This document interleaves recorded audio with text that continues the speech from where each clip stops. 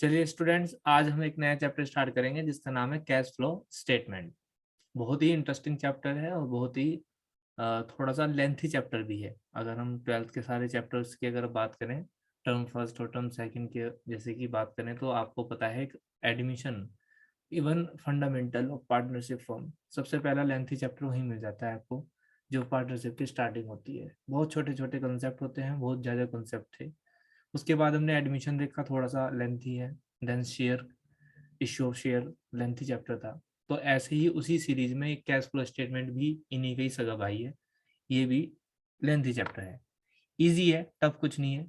Tough उन बच्चों को लगता है जिनका 11th बेस कमजोर है। जिसका भी, ये बात मैं आपको बिल्कुल क्लियरली कह सकता हूँ कि जिसका 11th बेस कमजोर रहा है उसको थोड़ी सी दिक्कत होने वाली है।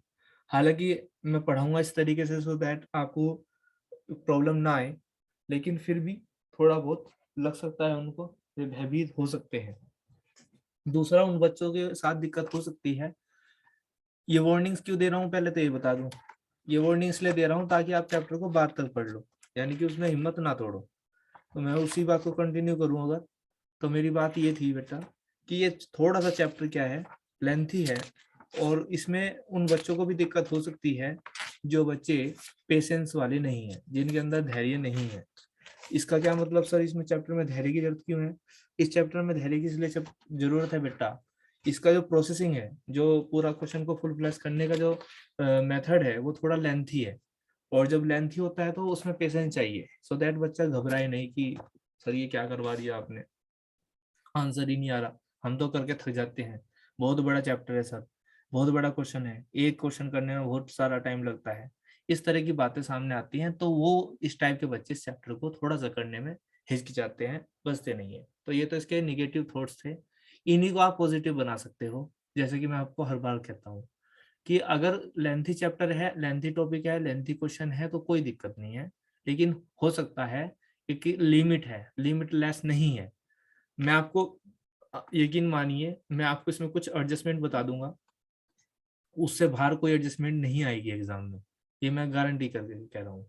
जो एडजस्टमेंट बता दी उन्हीं के अंदर से आ जाएगी, यानी कि लिमिटेड है। ठीक है, लिमिटलेस नहीं है। क्या है ये? लिमिटेड है। दूसरी बात, क्वेश्चन के टाइप्स भी मैं आपको बता दूंगा, आप देखोगे क्वेश्चन भी आपको उसी टाइप के मिलेंगे। ठीक है ना? तो इसलिए थोड़ा सा पेशेंस रखेंगे, आपको फिर बेटर नंबर भी 6 नंबर मिलने वाले उस पर। तो जैसा काम करोगे ऐसा ही उसका रिवार्ड भी मिलेगा। आई होप आप समझ गए होंगे। तो आप इससे डरेंगे नहीं, बल्कि इसको अपनी ताकत बनाएंगे। आते हैं चैप्टर के मीनिंग पे, नाम के मीनिंग निकालने पर। जैसे कि आप जानते हैं, अगर कोई भी टॉपिक हम नया करते हैं या कोई भी चैप्टर करते हैं, तो सबसे पहले कम से कम आपको उस चैप्टर का मीनिंग आना चाहिए, उस चैप्टर का नाम का मीनिंग आना चाहिए, तभी आप उसकी शुरुआत कर सकते हैं। अगर आप ध्यान से गौर करेंगे तो यहाँ पर भी लिख रहा है कैश। अब कैसे कौन परिचित नहीं है, इसलिए इसको मुझे समझाने की जरूरत नहीं आई थी। आजकल छोटे छोटे से बच्चे भी देखे होंगे आपने, होते हैं नहीं, अगर जो कोई रिश्तेदार आ रहा है ना, उनके हाथ में पैसे पकड़ा के चले, तो वो पैसे नहीं छोड़ते, उस पैसों को पकड़ लेते हैं, और मम्मी पैसे छीन ले उनकी, तभी रोने लग जाते हैं। तो कैश की तो ऐसी विडंबना है जी, सब जानते हैं कैश की पावर। ठीक है जी, तो कैश समझाने की जरूरत नहीं है। दूसरा वर्ड है फ्लो। अब फ्लो वर्ड थोड़ा सा बच्चों को कंफ्यूजन कर सकता है। देखो, फ्लो का मतलब होता है बहाव, बहाव। ठीक है ना, समझते हो बहाव का मतलब? जस्ट लाइक ये रिवर है, इसमें पानी का जो क्या हो रहा है, फ्लो हो रहा है, नदी बह रही है। ठीक है ना, इट इज कॉल्ड फ्लो। तो कैश का फ्लो है ये। अभी थोड़ा थोड़ा मीनिंग निकालने की कोशिश करते हैं। सिमिलरली स्टेटमेंट, स्टेटमेंट का मीनिंग आप समझते हैं, विवरण होता है। ठीक है ना, जिस चीज के अंदर, अगर मैं यहाँ पर एक पत्र है, इसके अंदर किसी चीज की भी डिटेल भर दूं, that is called, it is called statement. किसी भी चीज का स्टेटमेंट हो सकता है। एक कागज भी स्टेटमेंट हो सकता है जिसपे किसी चीज की डिटेल लिख रही हो। ठीक है ना, वो एक स्टेटमेंट होता है। तो यहाँ पर क्या कह रहा है ये कह रहा है कैश फ्लो स्टेटमेंट। अच्छा, बहाव का मतलब, थोड़ा सा दोबारा फ्लो पे आते हैं। तो फ्लो का मतलब कोई ये नहीं होता कि इनकमिंग ही, ठीक है ना, फ्लो का मतलब ये नहीं होता कि पैसा आ ही रहा है वही आपका इसमें अंदर इंक्लूड होगा, इवन आउटगोइंग।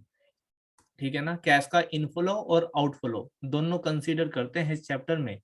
तो आपको मीनिंग थोड़ा थोड़ा समझ में आ रहा होगा। Cash flow statement that means एक ऐसा स्टेटमेंट बनाएंगे जिसके अंदर विवरण होगा, जिसके अंदर स्टेटमेंट होगा। किसका स्टेटमेंट होगा जी? कैश के फ्लो का, कैश के आने का और जाने का। देखो 11th क्लास में हमने कैश बुक करी थी, हमने कैश अकाउंट बनाया था लेजर के थ्रू। और 12th में तो आप याद करोगे आपने ऐसा कोई अकाउंट नहीं बनाया। हाँ, कभी कभी एडमिशन में आपने कैश अकाउंट बना दिया होगा अगर क्वेश्चन ने कहा तो, लेकिन आपने कोई नया टॉपिक नहीं सीखा। अगर मैं 11th की ही बात करूं जहां से आपकी अकाउंटेंसी स्टार्ट होती है, तो वहां पर आपने एक चैप्टर दिया, आपने एक चैप्टर समझा, ठीक है ना, एक लर्न किया, कैश अकाउंट, कैश अकाउंट। दूसरा था कैश बुक। लेजर में भी क्या था सर? हाँ हाँ, लेजर में तो कैश बुक था ना, सॉरी कैश अकाउंट था ना, वो तो एक ही बात है। तो हमने क्या किया था बेटा, हमने किया था एक जिस चैप्टर का नाम था कैश अकाउंट, एक हमने किया था भाई cash book. Let us suppose ये it is called cash book. देखो जरूरत नहीं है इन चीजों को बताने की, लेकिन मेरा आदत है, तरीका है पढ़ाने का, इस तरीके से छोटी चीज से लेकर चलना। कैश अकाउंट और कैश बुक, ठीक है, एक सेकंड के लिए रुकिए। हाँ जी, तो ये आपने देखे थे कैश अकाउंट और कैश बुक।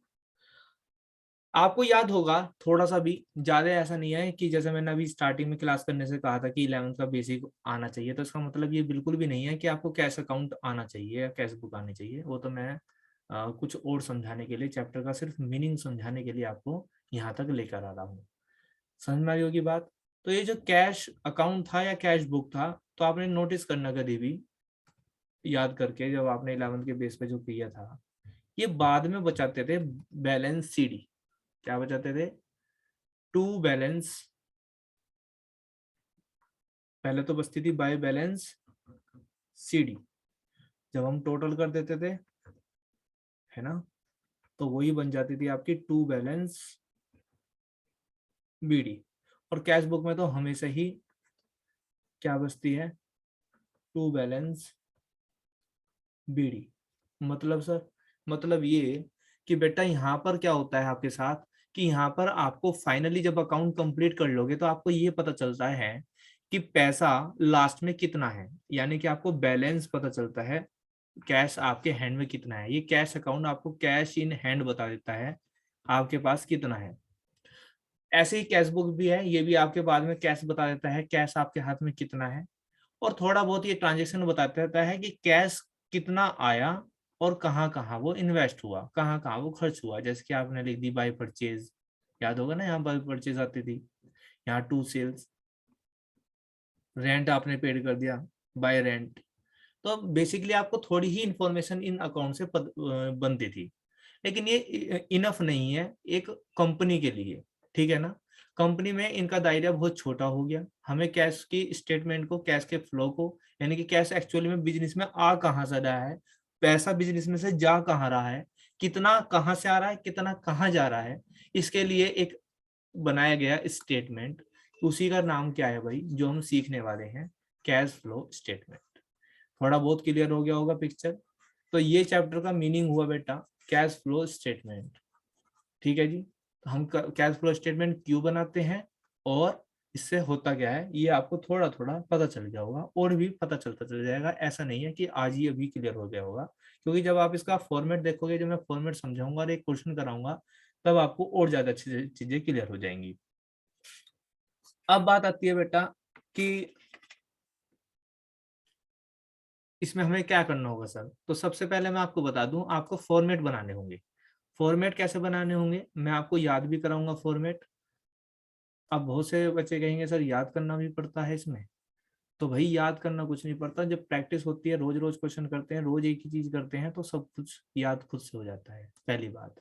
दूसरी बात यह है कि कुछ जो फॉर्मेलिटीज हैं उनको याद कर लेना भी कोई बुराई नहीं है, ठीक है ना। इसमें सीक्वेंस फॉलो होता है, जैसे आपने देखा कंपनी में स्टेटमेंट ऑफ पेल में एक सीक्वेंस था जिसको आप ब्रेक नहीं कर सकते। ऐसे ही बैलेंस शीट में हेड का एक सीक्वेंस था जिसको आप ब्रेक नहीं कर सकते। सिमिलरली कैश फ्लो स्टेटमेंट में भी ऐसे ही होता है। अब देखो, एक तो मैं आपको छोटी छोटी बातें बता दूं, हालांकि मैं देखता हूँ अपने एक्सपीरियंस में बच्चों को बता दो लेकिन वो उसको फॉलो नहीं करते, ठीक है ना। और कुछ बच्चे फॉलो करते हैं, जो बच्चे फॉलो करते हैं वो सीख जाते हैं, वो आगे बढ़ जाते हैं। जो सीखते नहीं, जब अपने ज्यादा होशियारी झाड़ते हैं, वो पीछे रह जाते हैं, कभी भी आप एनालाइज कर लेना। खैर, आपके पास नोटबुक होती है, नोटबुक में दो रजिस्टर में मतलब दो साइड होती हैं, ठीक है ना, एक लेफ्ट और एक राइट। तो एक तो जब भी इसका क्वेश्चन करेंगे, जब भी फॉर्मेट करेंगे, या मैं जो भी कराऊंगा, चाहे वो छोटा सा ही क्वेश्चन क्यों ना हो सकता है वो एक पेज पर आ जाए, लेकिन आपको एक पेज पर नहीं करना, शुरुआत से ही दो पेज पर करनी है। यानी कि हमेशा एक आपको अपने सामने वाला लेफ्ट और एक अपने सामने वाला राइट पेज लेना है, दोनों बिल्कुल ब्लैंक होने चाहिए, साफ होने चाहिए। क्लियर है यहाँ तक तो बातें? अब उसमें करना कैसे है, तो जैसे कि मैंने आपके सामने देख पा रहे होंगे, ये दो पेज हो गए आपकी कॉपी का, ठीक है ना, मान लीजिए यहाँ से कॉपी बाइंडिंग है, ये दो सामने आपके पेज हो गए, ठीक है बेटा, आपको देख पा रहे होंगे। तो अब इन पेज पे ही हमको क्या सीखना है, इन दोनों पेज पे इसके फॉर्मेट को लाना भी है और उसको लर्न भी करना है, थोड़ा थोड़ा, ज्यादा नहीं लर्न करना, भी थोड़ा थोड़ा मोटी मोटी बातें हमें याद करनी है। याद करेंगे सभी? Yes sir.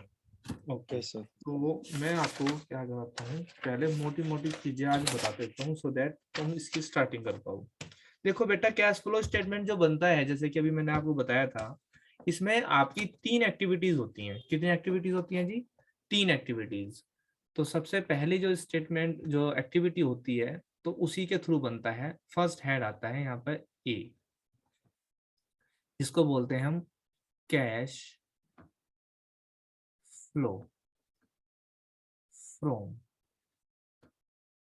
Operating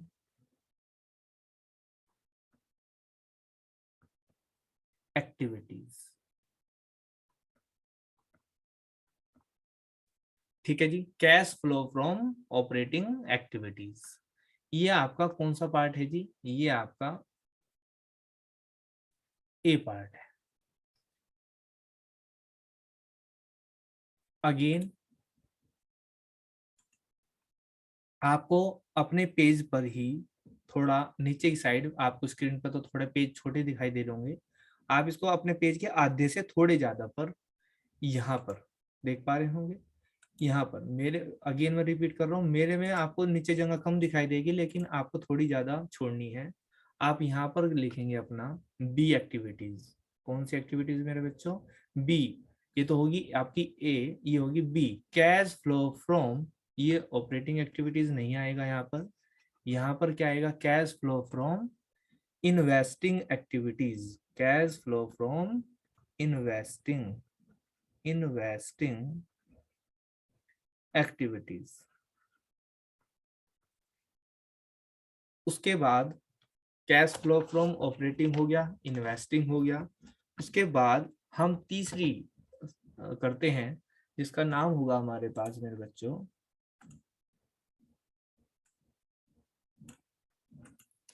cash flow from, एक सेकेंड, कैश फ्लो फ्रॉम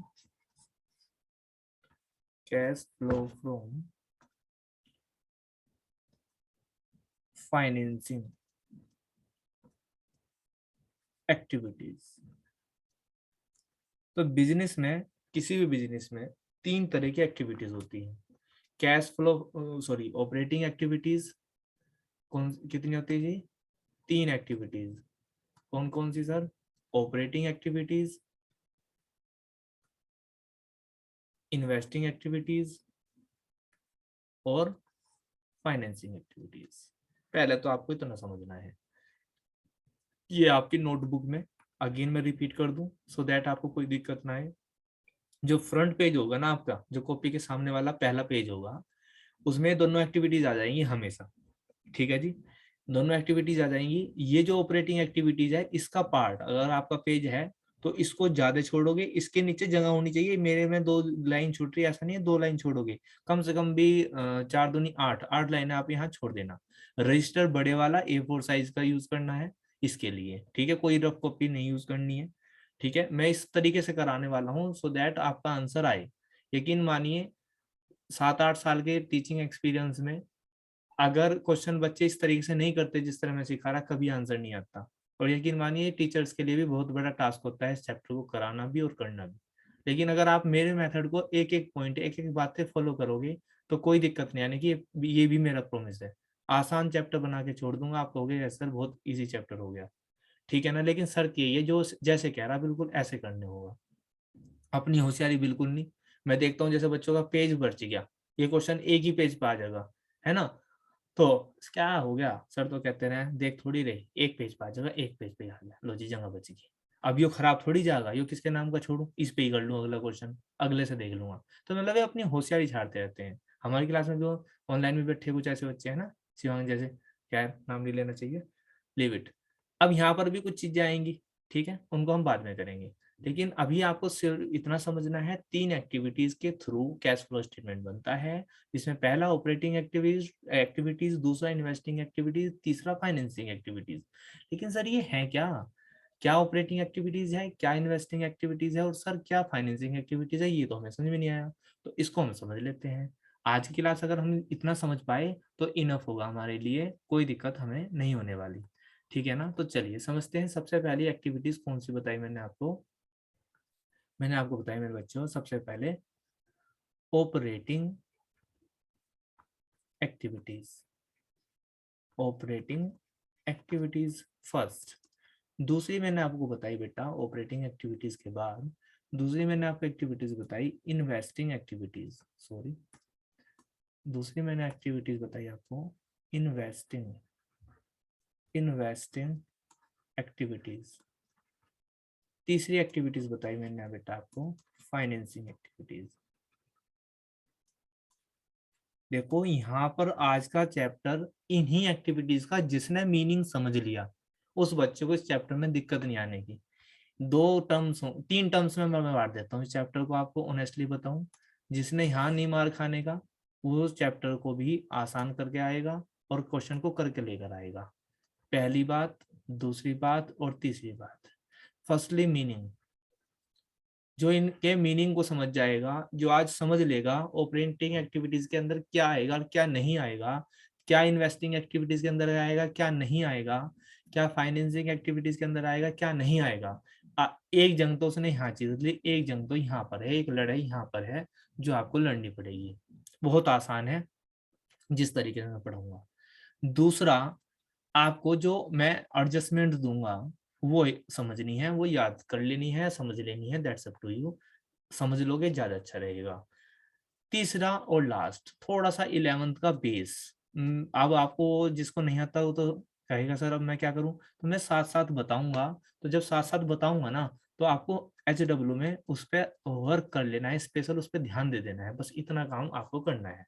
ठीक है, स्पेशल फाइनल अकाउंट हमारा याद होगा, financial account, finance sorry, final account जिसको फाइनेंशियल स्टेटमेंट बोलते थे, तो उससे भी कुछ कुछ हेल्प मिलने वाली है। फिलहाल इस बात को छोड़ देते हैं। तो ये 3 बातें याद रखना, जिसने 3 कर ली बातें 100% चैप्टर सही होगा, नंबर भी एग्जाम में लेकर आएगा, चाहे क्वेश्चन कैसे भी क्यों ना आ जाए। चलिए बात करते हैं सबसे पहले ऑपरेटिंग एक्टिविटीज को। देखो जैसे मैंने आपसे अभी प्रॉमिस किया था कि मैं आपको इस तरीके से पढ़ाऊंगा कि चैप्टर क्या हो जाएगा, आसान हो जाएगा। तो उसी बात को ध्यान में रखते हुए मैं एक काम करता हूँ, मैं आपको ऑपरेटिंग एक्टिविटीज का मीनिंग बाद में और फाइनेंसिंग एक्टिविटीज का मीनिंग पहले बताऊंगा। क्यों सर, आसान करने के लिए। अभी तो प्रॉमिस किया था ना आसान करना इस चैप्टर को, दैट्स वाई सबसे पहले हम फाइनेंसिंग एक्टिविटीज समझेंगे।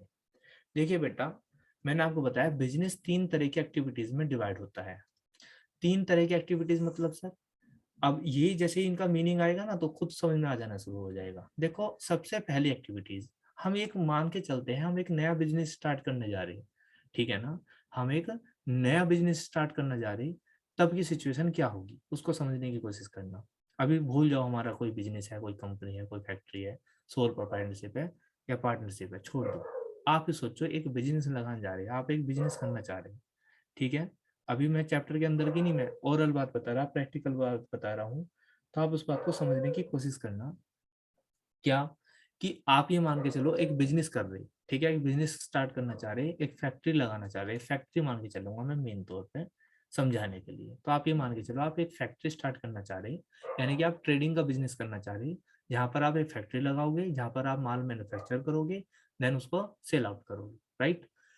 चलिए, इंक्लूड होते हैं इस एग्जांपल के अंदर। तो यहाँ पर एक फैक्ट्री जब मैं लगाने के लिए चलूँ, अगर मुझे, अच्छा आप भी इन्वॉल्व हो सकते हैं, लेकिन वो थोड़ा सा माइक एक एक बच्चा खोल ले अपने रिव्यू देता रहे, ठीक है ना। ऐसा नहीं है कि मिक्स कर देना वॉल्यूम को, जिसको जो बताया जाए वो बता सकता है। मेरे बच्चों, मुझे एक बात बताओ आप, कि अगर मैं एक फैक्ट्री लगाना चाहता हूँ, मुझे सबसे पहले क्या चीज चाहिएगी? बताओ, इतने में एक कॉल सुन लेता हूँ। Sir capital. Land.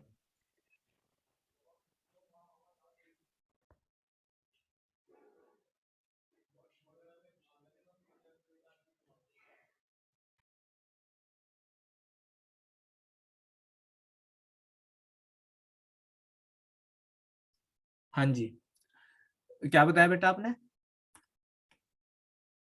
Sir capital. अच्छा, क्या चाहिएगी? कैपिटल। और किसी बच्चे ने भी कुछ बताया? Land sir. लैंड चाहिएगी। और कुछ? सबसे पहले। और कोई बच्चा? हाँ जी हर्ष। सर वही है, कैश। ठीक है, तो इन तीन एग्जांपल्स में सबसे पहले मेरे हिसाब से जो स्थान लिया वो लिया कैश ने सबसे पहले। कैपिटल भी तब्दील हो जाएगा कैपिटल में, लेकिन पहले तो वो कैश ही होगा ना, हाँ या ना?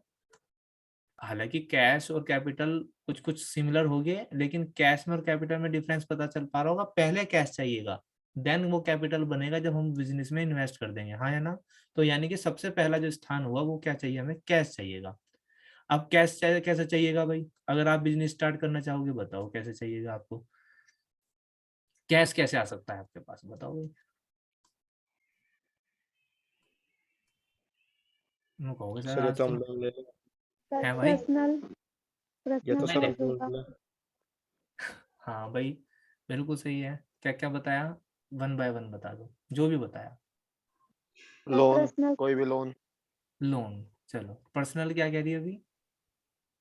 सर पर्सनल कैश भी तो होगा ना, वो भी तो पर्सनल, इन्वेस्ट करेगा उसमें। चलो ठीक। लोन, पर्सनल लोन, जी हाँ, ठीक है।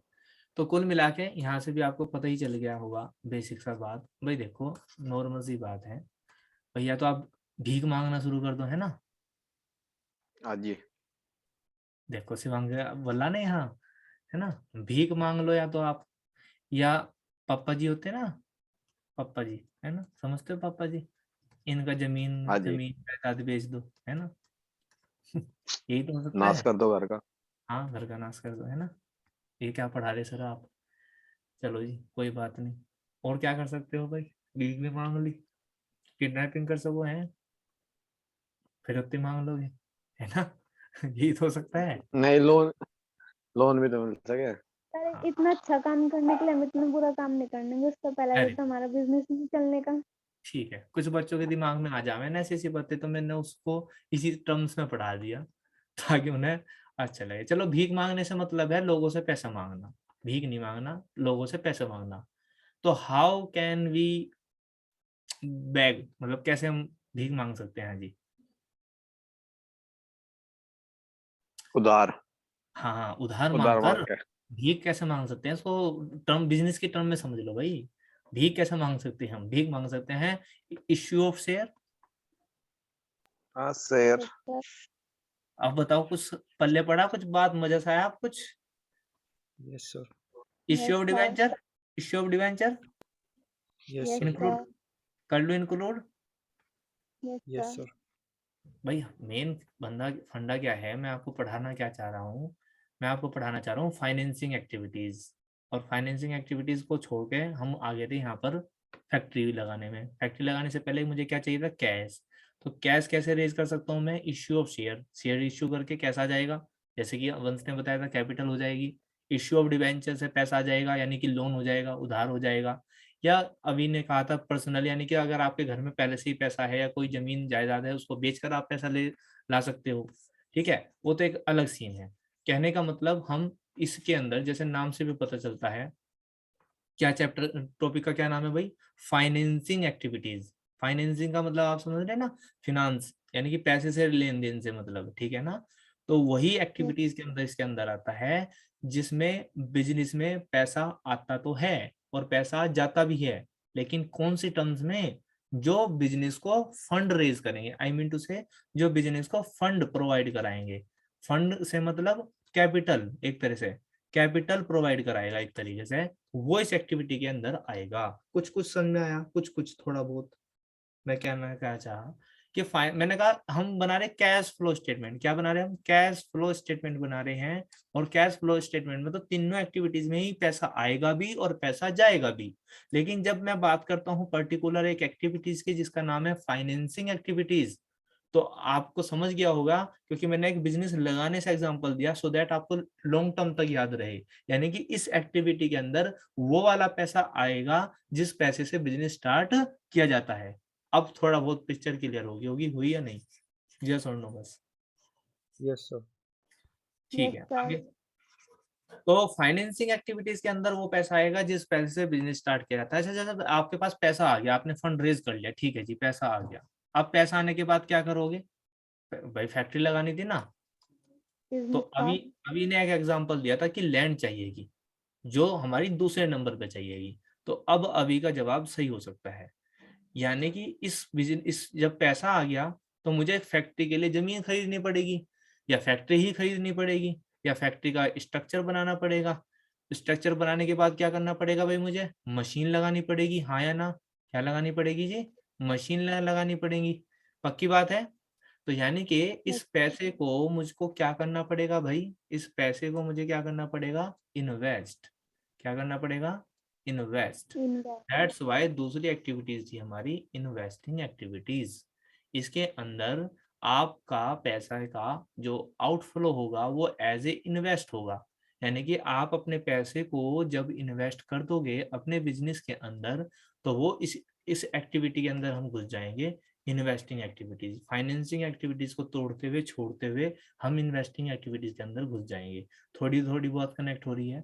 अगर मैं इस एसेट को बाद में सेल्स कर दूं, क्या कर दूं? सेल कर दूं, इससे जो पैसा आएगा वो अगेन कौन सी एक्टिविटीज में आएगा? इन्वेस्टिंग एक्टिविटीज में ही तो आएगा ना, क्योंकि वो इन्वेस्टमेंट को बेचकर या खरीदकर पैसा आ रहा है या जा रहा है, तो वो कौन सी एक्टिविटीज में आएगा मेरे बच्चों? इन्वेस्टिंग एक्टिविटीज में। थोड़ा बात क्लियर होगी?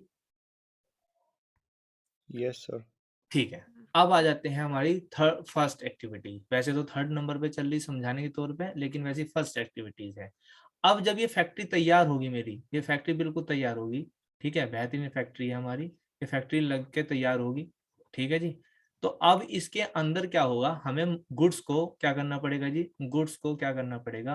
प्रोड्यूस करना पड़ेगा, उत्पादन करना पड़ेगा। इस उत्पादन करने के लिए कुछ खर्चे करने पड़ेंगे, कुछ एक्सपेंस करने पड़ते हैं, ठीक है ना। तो कुछ खर्चे करने पड़ते हैं और उसको बाद में हम सेल करते हैं। जैसे ट्रेडिंग अकाउंट याद होगा आपको बेसिकली, है ना, ट्रेडिंग अकाउंट। तो यहाँ पे हम कुछ एक्सपेंस करते थे और बाय सेल करते थे। तो ये सेल जो होती थी हमारी रिवेन्यू होती थी। तो इससे जो पैसा आएगा ऑपरेटिंग एक्टिविटीज, जिस चीज का हम बिजनेस करते हैं उसी चीज से जो पैसा आएगा वो कहाँ आएगा? हमारा ऑपरेटिंग एक्टिविटीज में। और जिस चीज का हम बिजनेस करते हैं उससे उस पर कुछ खर्चे करेंगे तो वो भी हमारा ऑपरेटिंग एक्टिविटीज के अंदर आएगा। जैसे सर रॉ मटेरियल खरीद लिया। बिल्कुल, जैसे रॉ मटेरियल खरीद लिया, ठीक है ना। तो मेरे हिसाब से कुछ कुछ बातें क्लियर हो चुकी होंगी आपको। ज्यादा डेप्थ में और जब चलेंगे एग्जांपल के थ्रू और ज्यादा क्लियर होती चल जाएंगी, प्रॉमिस है मेरा। लेकिन मुझे लगता है अभी भी बहुत ज्यादा चीजें समझ में आ गई होंगी। तो कहने का मतलब 3 तरह की एक्टिविटीज है जो मैंने आपको बताई है। सबसे पहले फाइनेंसिंग एक्टिविटीज है, वो पैसा बेटा इसके अंदर वो इनफ्लो वो आउटफ्लो आएगा जिससे बिजनेस को स्टार्ट किया जाता है। अगर इसमें कैश का इनफ्लो हो रहा या आउटफ्लो हो रहा तो वो आएगा परचेज ऑफ एसेट और सेल ऑफ एसेट, ठीक है ना।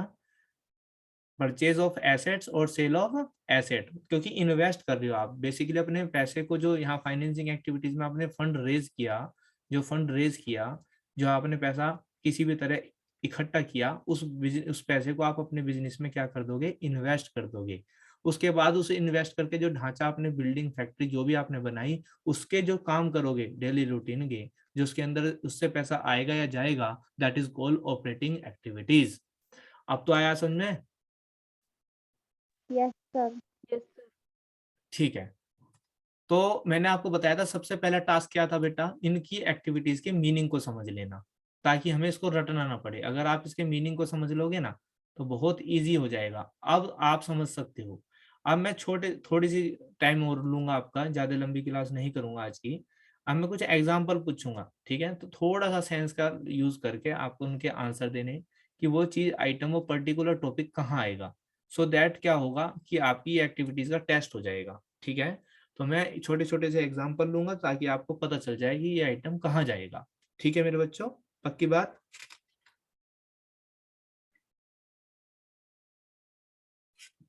पूछ लूं? बोलते नहीं कोई। Yes, sir. पक्की बात पूछ क्या लो जी। हाँ ये हुई ना बात, एक साथ भी नहीं कह सकते ऐसी बात में, तो जोश सा दिखाया करो, तुम तो आलकस दिखा रहे हो मुझे, है ना, लेजीनेस। चलो जी मैं लिख देता हूँ बेटा, परचेज, परचेज ऑफ फर्नीचर। बताओ जी कहाँ आएगा? Investing activity में. Investing activity. Very good. अगर मैं आपको कहूँ बैंक लोन, कहाँ आएगा? Sir, financing activity. Financial Activity. Activity. कुछ ज्यादा नहीं होशियार होगी। हाँ सही है बिल्कुल, मुझे नहीं पता इतना होशियार हो तुम। चलो ठीक है। इश्यू ऑफ डिवेंचर कहाँ आएगा? Financing activity. फाइनेंशियल एक्टिविटी है भी अच्छा पक्की बात? पक्की, Yes, sir. ये बता दो। कम पक्की। रीपेमेंट ऑफ बैंक लोन, ये बता दो, चलो मान जाऊंगा तुम्हें। जी फाइनेंसिंग है अभी। Financing. फाइनेंसिंग। हाँ घबराना नहीं है, मेरे एक्सप्रेशन देके घबराना नहीं है, ये भी फाइनेंसिंग एक्टिविटी नहीं है। वो तो हाँ बिल्कुल सही, सही चल रहे हैं, बिल्कुल सही, कोई दिक्कत नहीं है, बिल्कुल सही है। और क्या पूछूं भाई मैं? चलो बताओ। रेंट, ये अच्छा है, rent received from, rent received from tenants, बताओ जी। ऑपरेटिंग पैसा एक्टिविटीज। आया, ऑपरेटिंग एक्टिविटी होगी। ऑपरेटिंग एक्टिविटीज में नहीं जी, यहाँ आप गलत खा गए। इन्वेंटरी तो होनी नहीं। देखो जी, इन्वेंटरी नहीं, इन्वेस्टिंग है वो। टेनेंट्स का मतलब होता है Sorry. आपने किराए पर कोई बिल्डिंग, कोई कमरा, कोई इस टाइप की चीज दे दी, ठीक है? अब जब आपने दे दी तो ये जिससे रेंट आ रहा, वो रेंट जिससे आ रहा, अगर रेंट ना आता वो कौन सी एक्टिविटी थी बताओ? बोलो कौन सी एक्टिविटी थी वो एक्टिविटी थी आपकी बेटा इन्वेस्टिंग एक्टिविटी। भाई मान लीजिए मेरी एक बिल्डिंग है, सुनो क्लास खत्म होने से पहले सुनो, एक मेरी बिल्डिंग है, ये बिल्डिंग है, बताओ ये बिल्डिंग कौन सी एक्टिविटी का पार्ट है?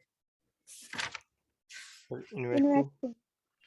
कौन सी? इन्वेस्टिंग। अब मैं इससे रेंट पे चढ़ा दूं किसी को, इससे रेंट रिसीव हो रहा मेरा, अब बताओ कमाई कौन सी एक्टिविटी से हो रही? Sir, financing. यहाँ तो तुमने गुड़ गब्बर कर दिया भाई, रेंट इन्वेस्टिंग ही तो हुई। इन्वेस्टिंग से ही तो होती है। जब तुम घबरा जाओ ना, मैंने कह देता है टफ है, तो बस दिमाग घूमना शुरू। जब मैंने आपको बता दिया ये बिल्डिंग है और बिल्डिंग आपकी कौन सी एक्टिविटी है? इन्वेस्टिंग एक्टिविटी है, इसी को आपने रेंट पे चढ़ा दिया तो इसी के वजह से तो कमाई हो रही है। अगर आप इन्वेस्ट ना किए होते तो क्या रेंट जनरेट हो जाता क्या? नहीं जी। तो फिर ऐसा काम ना करो, ऐसा काम ना करो दिल तोड़ने वाला, ठीक है? इतने प्यार से समझाया, भले ओके, नजर हमें कॉल लगी। लगा रहे दोबारा। चलो ठीक है, ओके। मैं कहूँ कैश परचेज, बताओ कहाँ आएगा कैश परचेज?